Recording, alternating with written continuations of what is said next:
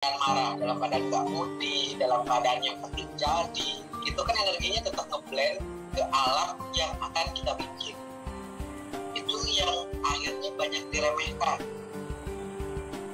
Ya. Dan kalau misalnya ingin lebih dalam, walaupun memang yang kita ketahui dia akan menyelaraskan sendiri, tapi memori energi kita yang tertanam di kristal itu akan terpengaruh pada orang yang akan memakainya.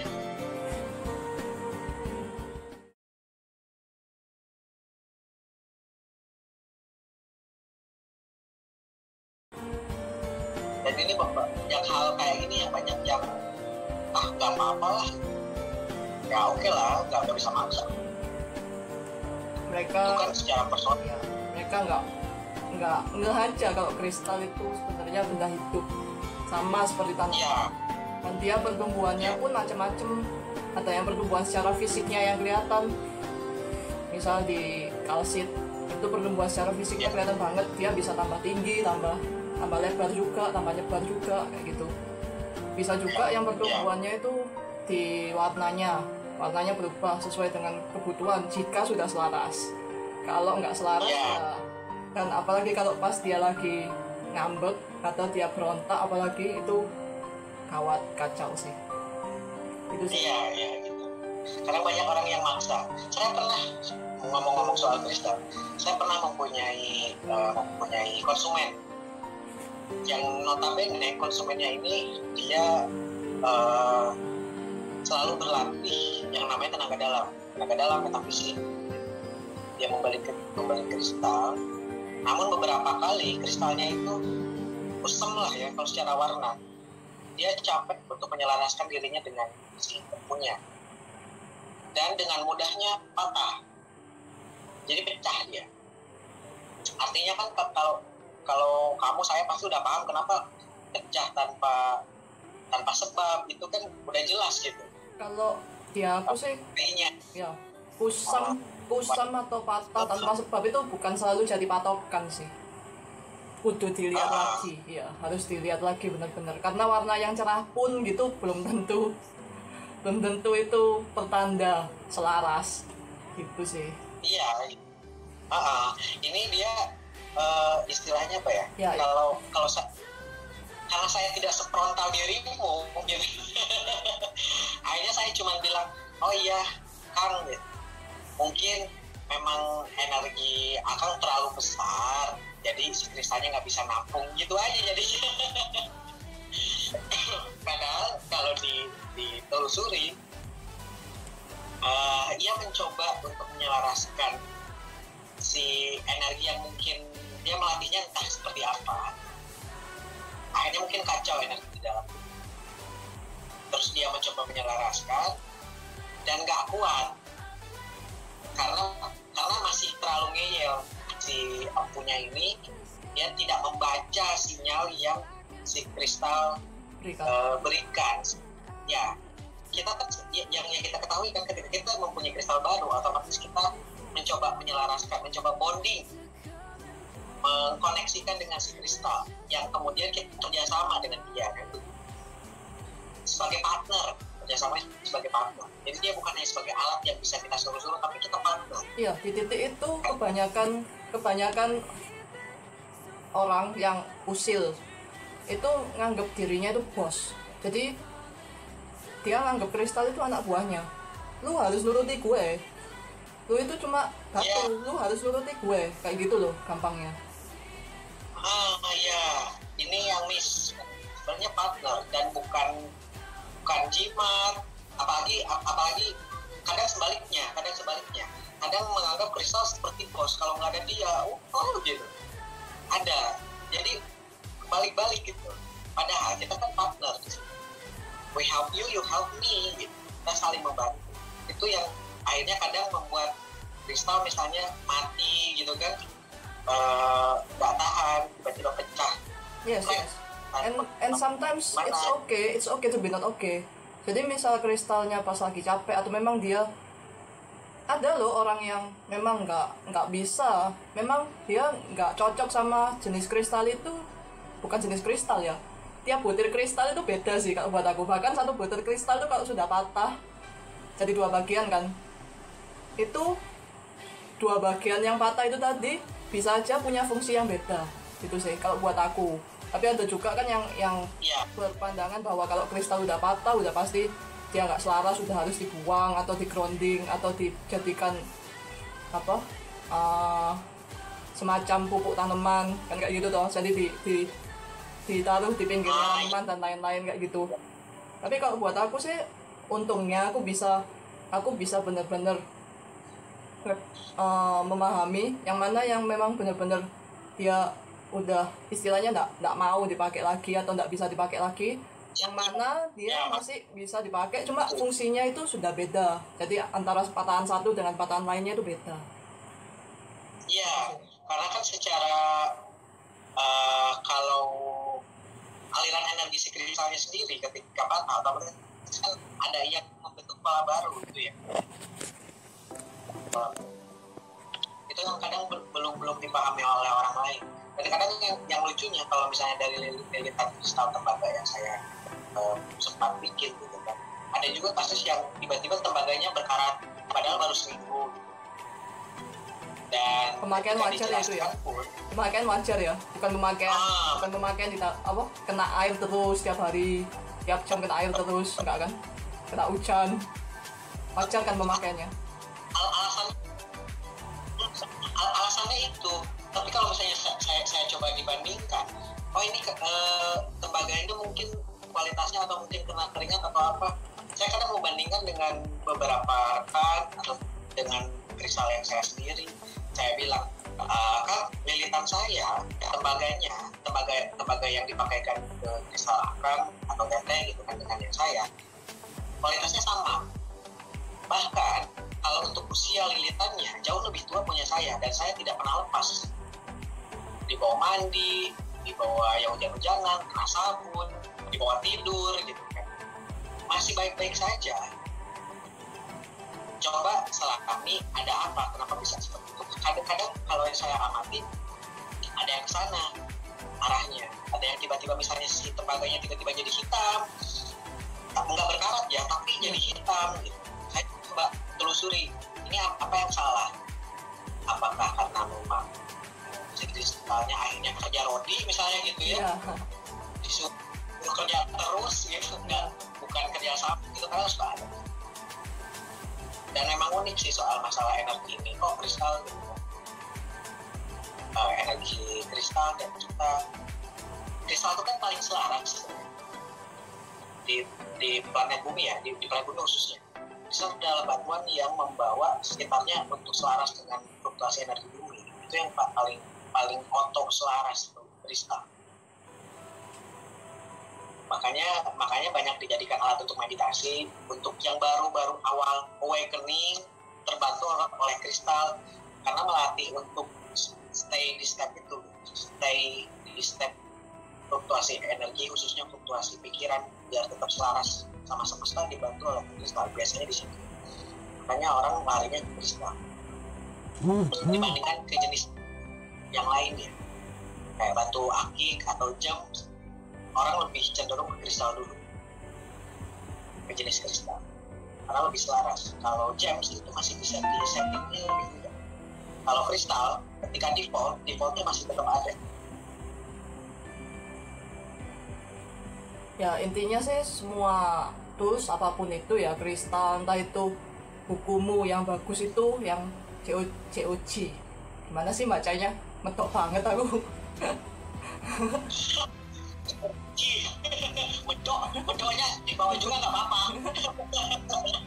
Oke. Bukumu yang bagus-bagus itu oke.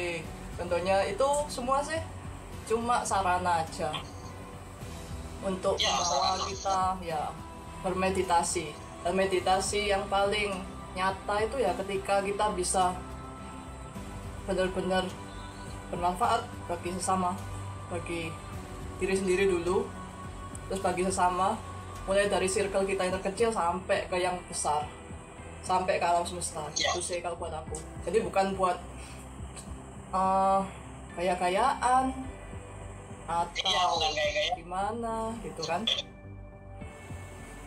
Iya, arahnya ke sana sih bukan buat gaya-gayaan. Serasa malah dicari gitu. Padahal kita harus sudah menyadari bahwa skill kemampuan setiap orang itu nggak akan sama. Dan nggak perlu bisa dipaksakan buat sama. Makanya awal mulanya harus ke diri sendiri dulu, biar tahu, oh saya skillnya di sini, jadi nggak ada muncul rasa iri dengan skill orang lain. Iya sih, tentang rasa iri sendiri kalau aku sih mandangnya gini ya. Misal kalau aku sendiri ya, aku pengen bisa melakukan sesuatu apa ya misalnya. Misal aku pengen bisa nyetir mobil. Tapi malah kamu yang dapat hoki terus-terusan, entah dapat tiba-tiba dititipi sama teman mobil terus disuruh pakai, terus tiba-tiba kamu diajari sama dia dan langsung bisa dan lain sebagainya. Aku sih bukannya iri sih, aku malah oh ya wes lah, bagus lah kalau kamu bisa mendapatkan yang sebenarnya tuh aku pengen itu. Cuma kalau kamu duluan yang bisa dapat dan itu bisa bermanfaat, misalnya buat mobilnya itu kamu buat kasih donasi ke anak-anak jalanan dan lain sebagainya, ya aku malah seneng sih. Jadi bukannya iri gimana gitu. Kalau di energi pun juga gitu sih. Misal aku pengen kayak kamu gitu, aku pengen bisa nulis buku yang bagus. Cuma ya memang defaultku bukan di situ, ya udah. Ya aku ya ini aja, ya aku barbar aja di konten-kontenku, aku barbar aja. Kalau kamu ya melalui tulisan di buku kayak gitu sih. Jadi seharusnya sih iri-iri yang nggak berfaedah itu nggak ada yang berfaedah sih sebenarnya. Maksudnya iri-iri yang cuma karena ya hal-hal receh, cuma karena perbedaan itu seringkali malah annoying banget, mengganggu banget, merusak sih. Bisa sampai malah merusak itu sih. Iya, memang gitu. Dan pada umumnya memang malah jadi sebatas adu-aduan. Gue bisa gini loh, share di medsos gitu kan. Gue bisa gini loh, lo bisa nggak gitu. Tantang-tantangan akhirnya. Gitu.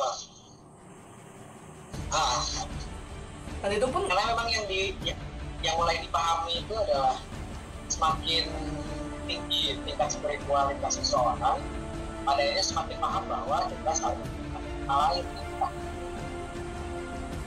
Dari sana kan muncul mulai paham juga kalau perbedaan itu bukan untuk persaingan, ya justru untuk bersama. Iya, dan parahnya itu bukan cuma muncul di media sosial aja. Itu istilahnya di dunia, di dimensi lain pun muncul perang-perang kayak gitu. Harusnya energi mereka, kemampuan mereka, default mereka itu bisa digunakan buat kepentingan-kepentingan yang jauh lebih besar, malah jadinya ngacau. Iya, jadinya kacau. Yang balik lagi ke blessing juga kan jadinya begitu. Ketika hanya mengerti blessing, kan yang namanya mengerti dan paham itu kan berbeda. Yang ngerti, kalau ngerti lebih kepada tahu doang, beda dengan yang namanya paham. Lebih dalam ya? Mengerti blessing ya lebih dalam. Beda banget. Paham. Kalau misalnya ngerti blessing, katakanlah teorinya aja, caranya begini toh tidak paham esensi blessing itu apa. Dari kata bless aja dia nggak paham apa yang harus dia utarakan. Dan balik lagi yang kamu bilang, perang-perang pada ini di dunia dimensi atau di dunia nyata,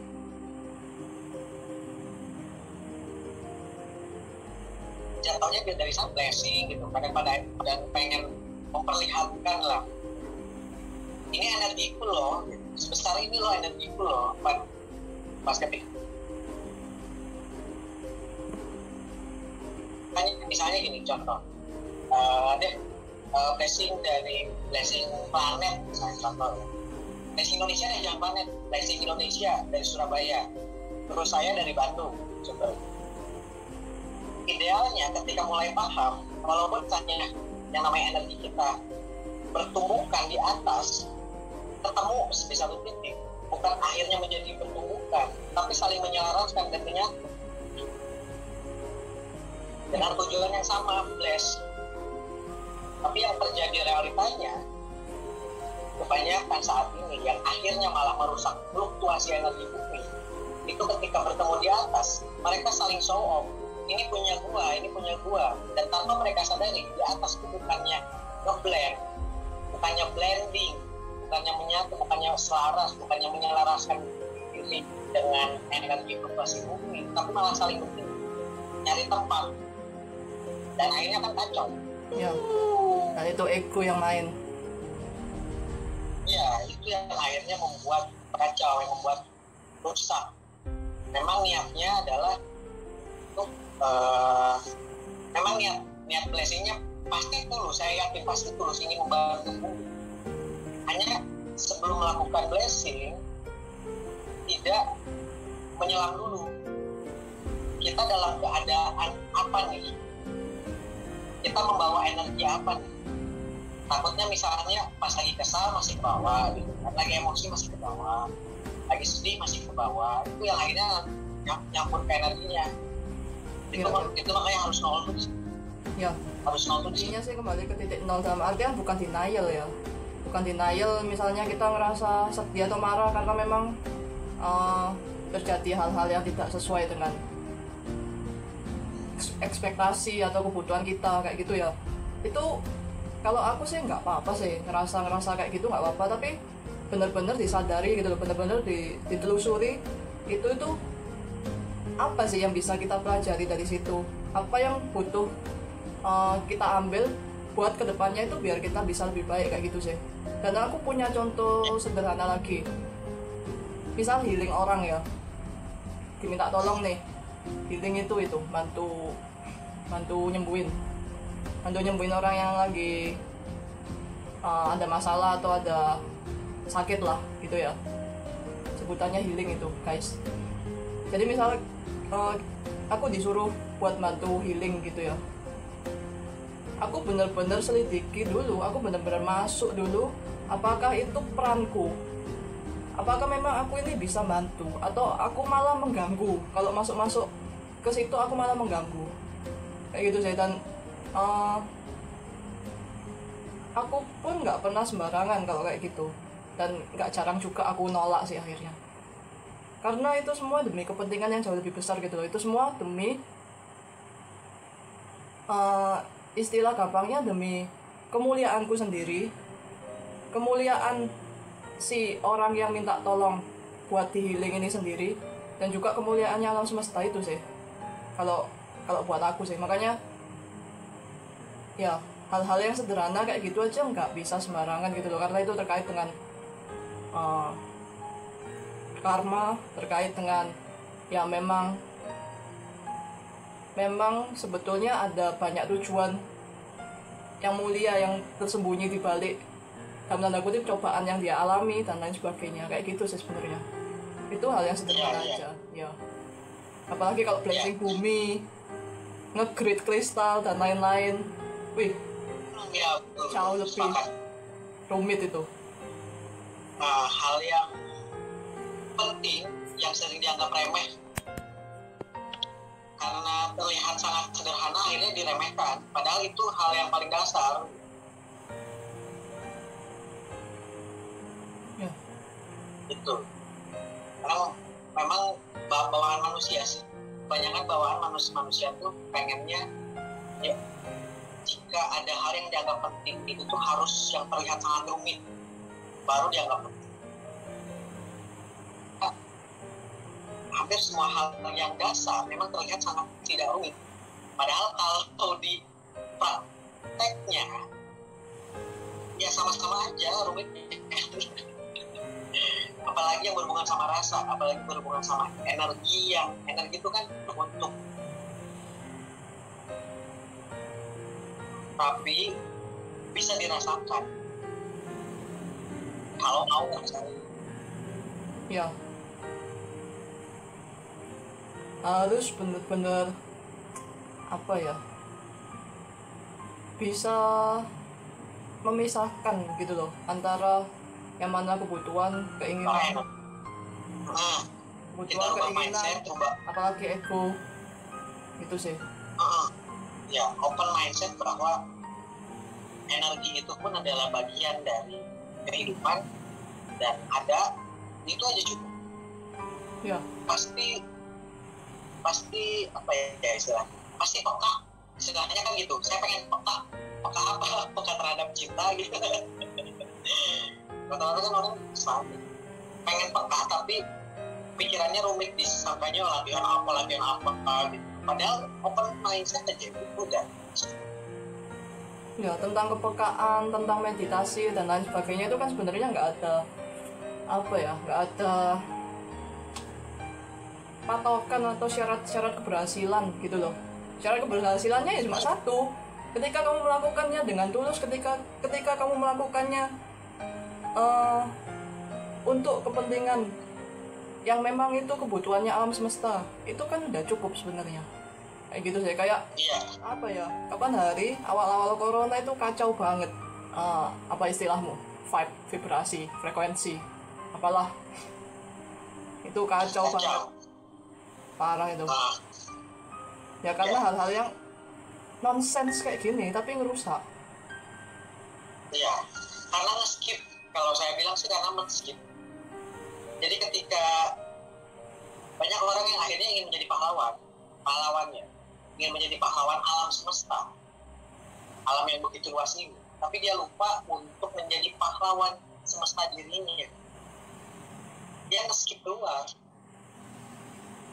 dia lupa untuk memaintain dulu di semesta ini dia lupa, akhirnya dia skip keluar, dan itu terlihat wah,